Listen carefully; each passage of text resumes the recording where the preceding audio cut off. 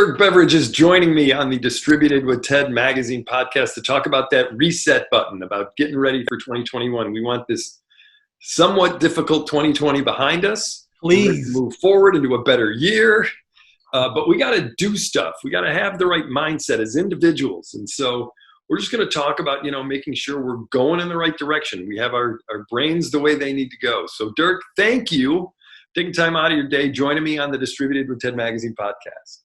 Scott, thanks for having me, man. And I love the concept that you're bringing out to the world about, hitting that reset button and what can we do mentally, right, from a mindset perspective to prepare for 2021. So I love right. So the deal is, again, everybody wants a better year next year. Just flipping the calendar from December 31st to January 1 isn't going to do it. We got to do something. Especially I think the uncertainty is going to continue. Is that right? I mean, the COVID is going to continue to impact our business. The new administration is going to change the rules for us all over again. So there's going to be, just by turning the page to 2021 doesn't mean 2020 is behind us. I think the flow is going to follow us into 2021. Yeah. So we talk a lot about mindset. You've talked a lot about mindset at your Unleash events. We've talked about it personally. Where do we go? How do we get ourselves in the right frame of mind? It doesn't matter who you are. If you're a CEO or if you're a order taker, anything in between, how do we start to, hit our reset button?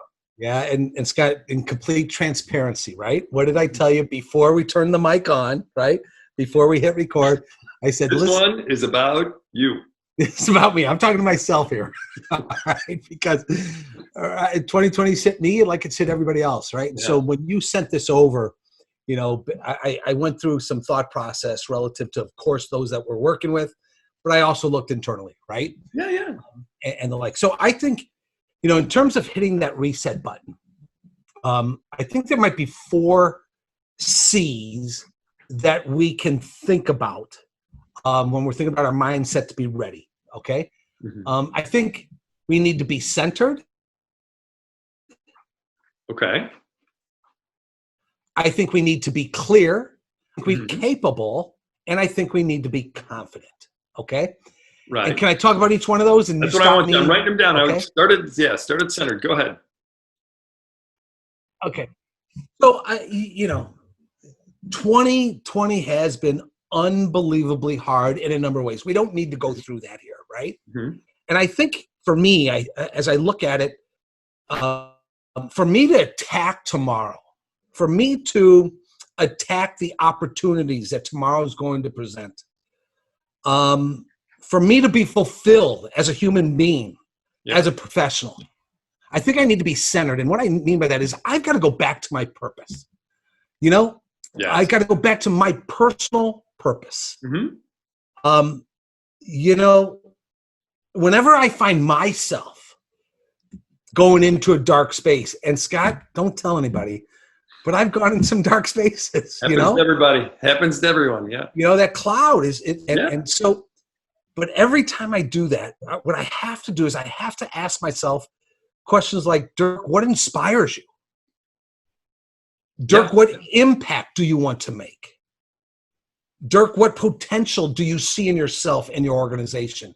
And I think that to me is a starting point to center yourself around your overall purpose. And I think those are some of the questions that I begin asking myself. And so how do you stay focused on that part? We're going to get to the other C's here in a second, but is this something that you have, written down? Is this just something you have committed to memory? How are you able to sort of, again, hit your reset button when it comes to being centered? Yeah. Here we go. See, this is what Dirk does. Go ahead. So one of the things I am getting better at, and I need to get even better at, is journaling. Yeah. I'd like to get in the habit of every day. I'm not. Okay. But I carry this journal around with me. And when I don't, I get my notes. But I've got to get these thoughts out of my head. And I've got to put them down on a piece of paper. That's one. 2, Scott, is my physical and mental health. I've got to be intentional about that. with COVID, I've been traveling less and I've been sitting home more. So I've had to be more intentional about all those. You and I know I love IPAs. Yeah. You know what? Again, factually, I might have had a few too many a couple times during COVID. Yeah. And so I went out and bought an Apple Watch, for example, right? Because and it goes to what inspires me. What inspires me is being fit. What inspires me is having energy. What inspires me is being able to attack the day. And I woke up and I said, I'm not quite there anymore. And I was putting on some weight. I wasn't exercising as much as I was. And so I went out and bought an Apple Watch. I love it. Today, by the way, as the recording, 28 straight days of walking 4.5 miles every day. And I was going to bring that up. I think that's a great point because my wife has an Apple Watch. Yeah. It gives you a goal every day. You go to sleep thinking about it. You wake up with it. And again, it helps me be centered, right? The first C, it helps me be centered on what inspires me and what my purpose is. And physical and mental health is critical of it. I have found that to be a great tool, just as I have found journaling being a great tool. It helps remind me about what I'm inspired by, what is the impact I want to make, so on and so forth. Yeah, and think about when you were uncentered. You'd go day, and I'm not knocking it. Everybody wants that. Go. Once in a while, there's moderation. It's fine. But, do it when you're uncentered. How many days in a row do you go without a goal? That's why the Apple Watch is like, every day I got another goal. Every day I got another goal. Yeah. Think about when you're uncentered. You go days, weeks, whatever. You're like, oh, gosh, I haven't really accomplished any goal. I don't even know what a goal is anymore. So that's the centered one is a great point. I'm glad you brought that up. So do you want to, on that point about the days when you're not centered, you want to, here's an observation today. Now you might want to edit this out. Okay, honestly, you might want to edit this out. But as I was getting dressed today, 28 days, continuous walk 4.5 miles. Most of those days, some days 3.5, so it's more. But I'm losing a little bit of weight. Yeah. Right? And it's interesting. Here was the conscious thought I had as I'm walking. I can see a difference. It's good. But you know what, Scott? When I was putting the weight on, I didn't notice it. Great point. I didn't notice that my gut was growing a little bit. And so when I'm out of purpose, when I'm not centered, I'm not conscious of or aware, as I should be, of the things that I'm doing wrong. Right? Of the things that aren't going to move me forward, the things that aren't serving me well. But as soon as I have, it actually became visual and I could notice it. Your choice of editing that out or not. No. I'm leaving that in because that is a great point, actually. I thought that was great. Let's move on to C number 2, clear. Yeah, I think the second one in my mind as I think about it, you got to be clear, right? I talk about the deadly drift. And I talk about some of your listeners know my story about going to Western Illinois University, and I flunked out of school the first time I went, right? And it's because I just drifted. I had no goals. I had no plans. I loved Pac-Man. I was great at Pac-Man. But getting to class on time, I wasn't very good at, right? And I said, I went back and all that. But the thing is, I drifted. Why? Because I had no strategy and I had no plan. And I sense with COVID, for example, because of the uncertainty, because of, if we turn on the news, right? Yeah. It's not only COVID, it's the social unrest, it's the election, it's the next thing, it's the economy, it's whatever. It weighs and it can take our eyes off the ball, right, and allow us to drift. Right. So I think as we get ready for 2021, I know I do, I need to be clear on where I am going. I need to be clear on my strategy. I need to be clear on a plan forward. Look, it might need to change in 30 days because I don't know what's going to happen. Right. But if I don't wake up with that plan to say, this is what we're going to accomplish, this is who we're going to serve, this is how we're going to grow, this is what we're going to get done, this is where we're going to innovate, we're going to simply drift.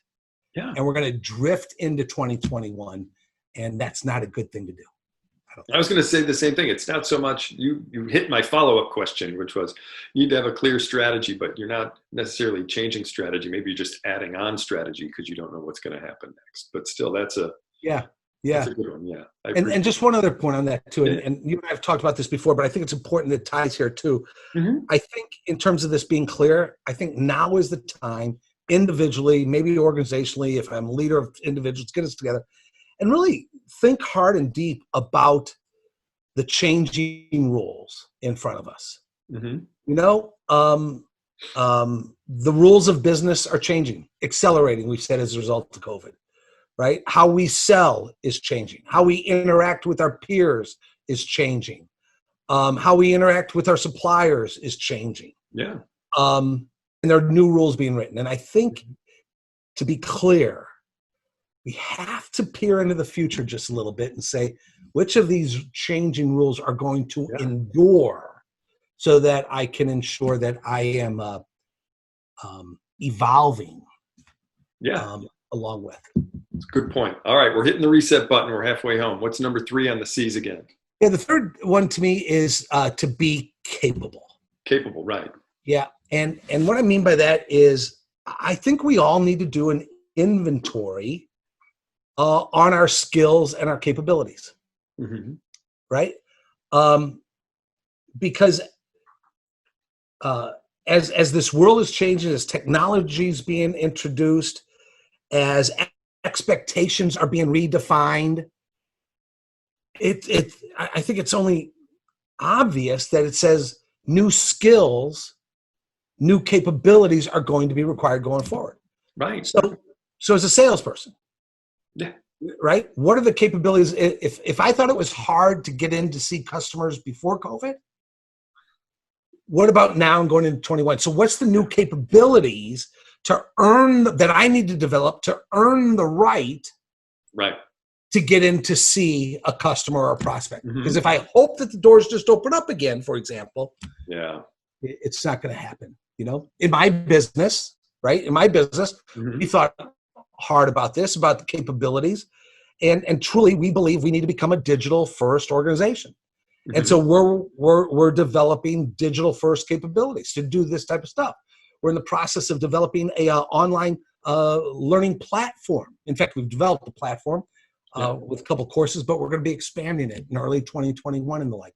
Again, new capabilities for new times. So in terms of the capabilities, a quick follow-up then.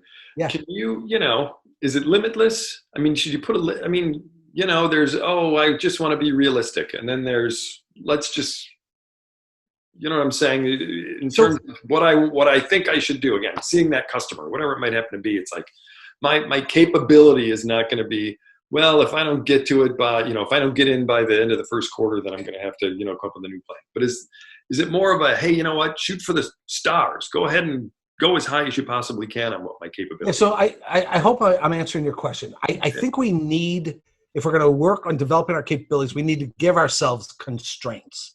Because if we don't, if the world is our oyster, for example, I forget how you worded it, then we're not going to be focused enough to really make a dent in growing ourselves. I think what we each need to do is we need to identify the 1, 2, or 3 areas, skills, capabilities that we need to grow and develop. I know there's 100 that Dirk Beveridge needs to develop, but I can't do that. Yeah. So what are the 1, 2, or 3?